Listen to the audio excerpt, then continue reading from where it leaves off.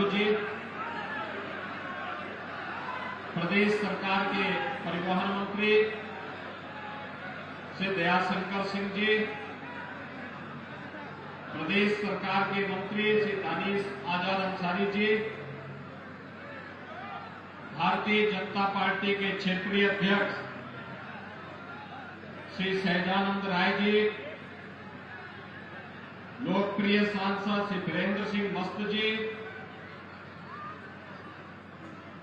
लोकसभा के सलीमपुर से लोकप्रिय सांसद श्री रविंद्र कुशवाहा जी,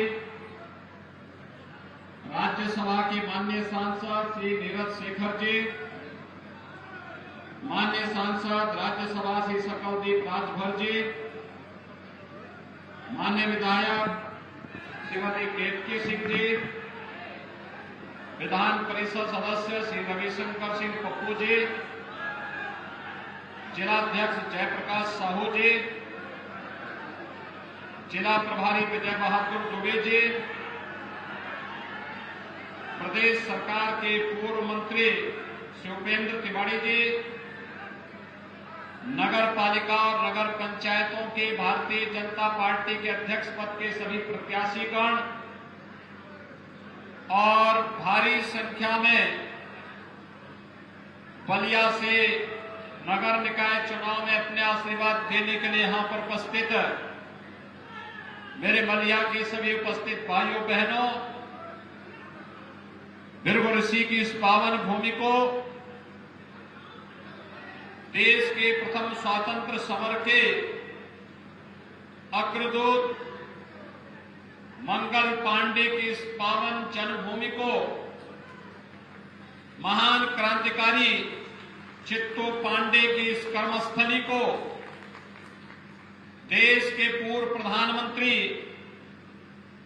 सरदेव चंद्रशेखर जी की इस पावन धरा को और महान साहित्यकार हजारी प्रसाद द्विवेदी जी की इस पावन धरा को कोटि कोटि नमन करते हुए मैं आप सबका हृदय से अभिवादन करता हूं।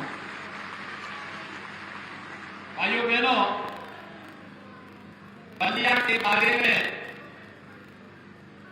एक बात कही जाती है कि बलिया में भरता कौने बाते का डर, यानी ये बलिया की निर्भीकता और क्रांति की ओस जगाने वाला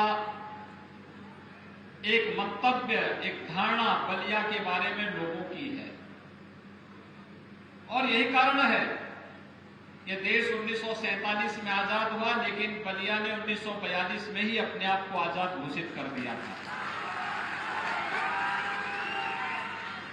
जब देश को दूसरी आजाद, जब देश का लोकतंत्र का गला घोंटा जा रहा था, तब सरदेव जयप्रकाश जी के नेतृत्व में सरदेव चंद्रशेखर जी जैसे क्रांतिकारियों ने देश के लोकतंत्र को बचाने के लिए अपनी पूरी जवानी और अपना पूरा जीवन लगा दिया। और उस लोकतंत्र के कारण आज हम सबको एक समान वोट देने का अधिकार प्राप्त है। भाइयों बहनों, ऐसा क्या नहीं है बलिया में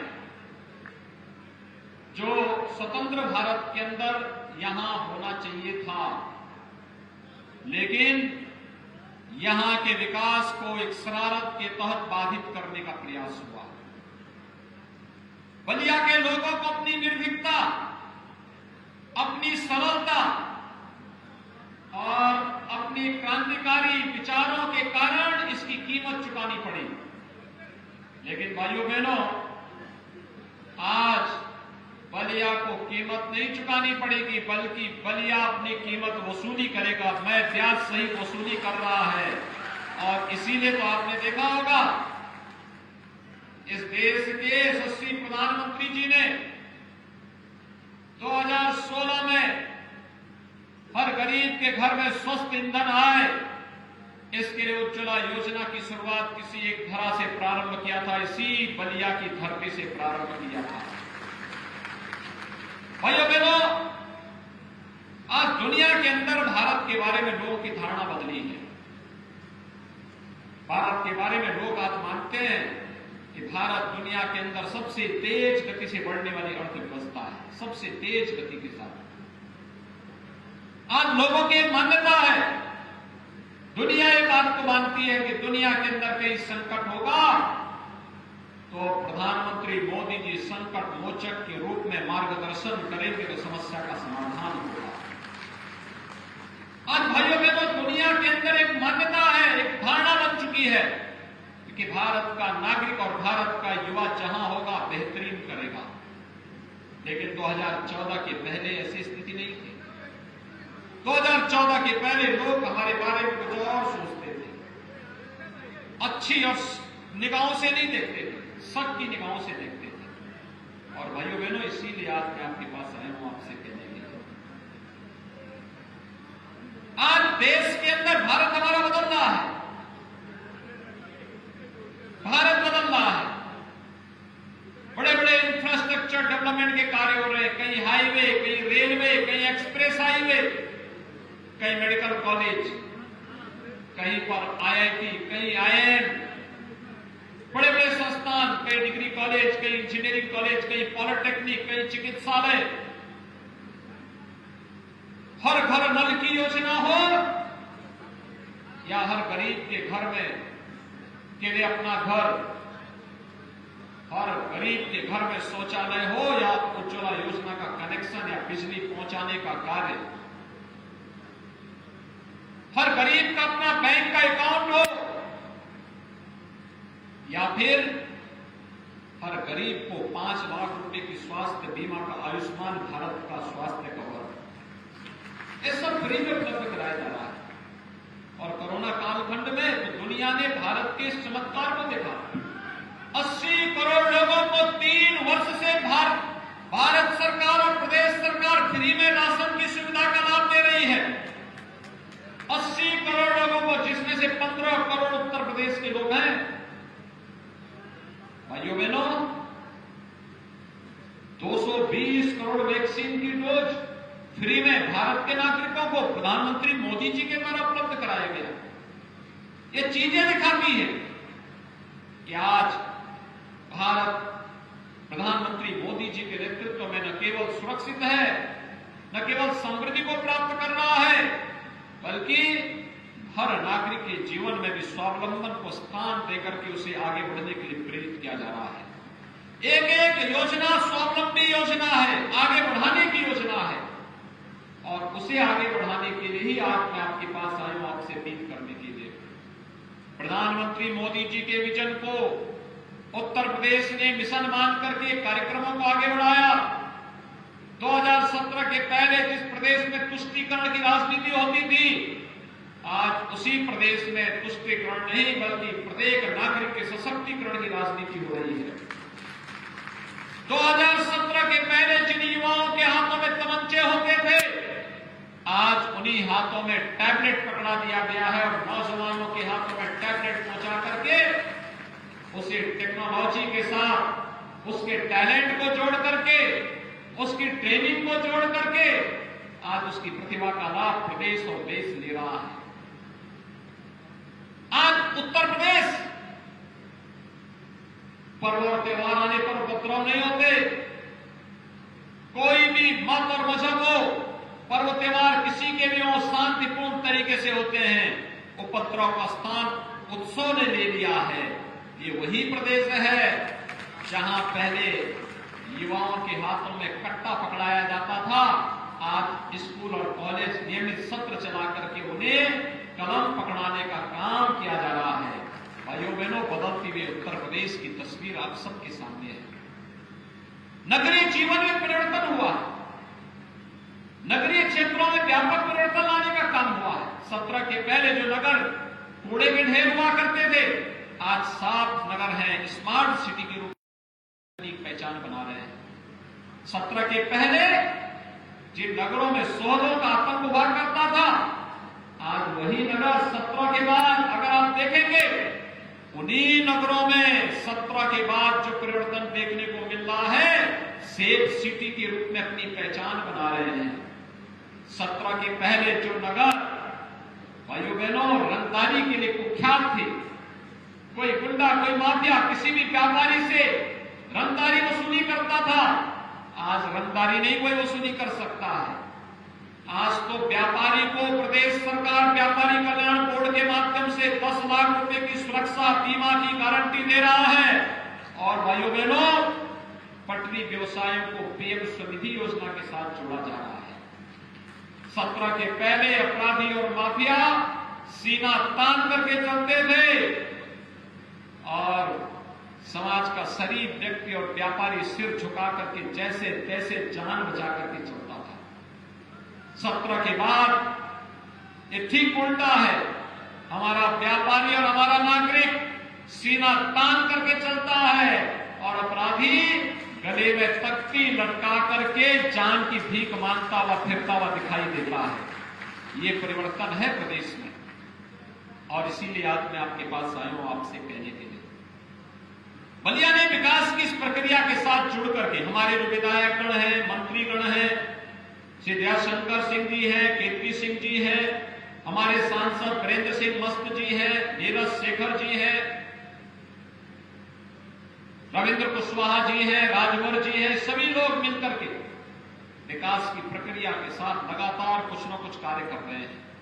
परिणाम है केवल नगरीय क्षेत्रों में बलिया के अंदर 20,175 गरीबों को एक आवास मिला है।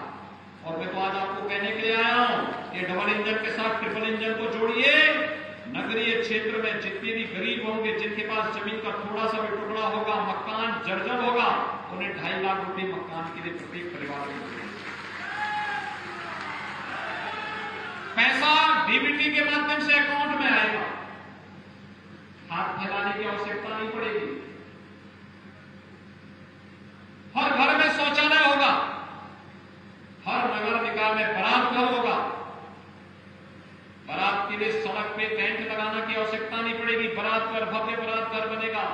वहां पर शादी ब्याह के कार्यक्रम भी होंगे, जन्मोत्सव के कार्यक्रम भी होंगे, अन्य मांगलिक कार्यक्रम भी होंगे। हर नगर निकाय के लिए योजना बनाई जा रही है। पीएम स्वनिधि योजना में 6,271 पटरी व्यवसायियों को ब्याज मुक्त ऋण उपलब्ध करवाने का कार्य किया गया है। बलिया में 52,248 निराश्रित महिलाओं को, 19,364 दिव्यांगजनों को, 1,29,201 वृद्धजनों को 12,000 रुपए सालाना पेंशन की सुविधा का लाभ आपके जनपद में उपलब्ध कराया जा रहा है। और भाइयों बहनों, 2,42,201 आयुष्मान भारत के गोल्डन कार्ड अकेले बलिया के अंदर जारी किए गए हैं। भाइयों बहनों, बलिया में 2 नगर पंचायत नगरा और रत्सर कला का सृजन किया गया है। और अमृत योजना के अंतर्गत भी आपके बलिया में सीवर लाइन के लिए और हर घर नल की योजना के लिए पैसा उपलब्ध करवाया गया है। हर घर नल योजना के लिए अब पानी के लिए तरसना नहीं पड़ेगा, पानी के लिए इधर नहीं भटकना पड़ेगा। जैसे हर घर में बिजली का कनेक्शन है, ऐसे ही हर घर में पानी का कनेक्शन पहुंचा देंगे। इस पे युद्ध स्तर पर कार्य चल रहा है। जो यहां पर पानी की समस्या थी और खासतौर पर आर्सेनिक से प्रभावित जनपद के रूप में बलिया को जाना जाता था, आज भाइयों बहनों उससे मुक्ति मिलेगी। पूर्वांचल एक्सप्रेस हाईवे का पहले से ही यहां पे लिंक वे का निर्माण कार्य का शिलान्यास हो चुका है। मेडिकल कॉलेज के लिए मैं पिछले दिनों स्वयं प्रदेश के मुख्य सचिव को लेकर यहां आया था और हम लोगों ने कहा यहां की जेल को एक स्मारक के रूप में बदल करके जिला चिकित्सालय और मेडिकल कॉलेज के लिए शेष जमीन दे दो और जेल को हम शहर के बाहर कहीं और जगह शिफ्ट करा देंगे। एक नई कार्य योजना के साथ बलिया आगे बढ़ रहा है। और भाइयों बहनों, जब विकास की प्रक्रिया तेज होती है तो आज उस पर बेहतर उपयोग करने की आवश्यकता है। और उस बेहतर उपयोग के लिए ही मैं आज आपके पास आया हूं कि भारतीय जनता पार्टी ने नगर निकाय में, नगर पालिका बलिया और रसड़ा में भी अपने प्रत्याशी दिए हैं और सभी नगर पंचायतों में अपने प्रत्याशी उतारे हैं। मैं एक एक करके अपने प्रत्याशियों को यहां मंच पे बुला रहा हूं। संत कुमार गुप्ता हैं, नगर पालिका परिषद बलिया वशिष्ठ नारायण सोनी है नगर पालिका रसला से। श्रीमती रेणु गुप्ता सोनी है नगर पंचायत बेलथरा रोड से। श्रीमती रेणु देवी है नगर पंचायत नगरा से। श्रीमती सावित्री देवी है नगर पंचायत सिकंदरपुर से। अमरजीत सिंह है नगर पंचायत चितबड़ा गांव से। विजय गुप्ता है नगर पंचायत बसड़कला से। रेणु सिंह है नगर पंचायत बांसडी से। उचिया देवी है नगर पंचायत मनिवर से। अभिज्ञान तिवारी है नगर पंचायत रेवती से। अजय कुमार सिंह है नगर पंचायत सातवार से। शांति देवी है नगर पंचायत बेरिया से। ये सब हमारे प्रत्याशी हैं। देख लिया, जोरदार एक बार ताली तो बजवा दीजिए। आप सभी इनके समर्थन में है ना? आशीर्वाद देंगे, इनको जिता करके भेजेंगे। इनके साथ साथ इनके पार्षदों को भी जिताना है। सहमत हैं? फुल मेजोरिटी का बोर्ड बनेगा तो पैसे विकास के लिए पैसे की कमी नहीं पड़ेगी। सहमत हैं? तो फिर मेरे साथ जोर से बोलेंगे, भारत माता की, भारत माता की।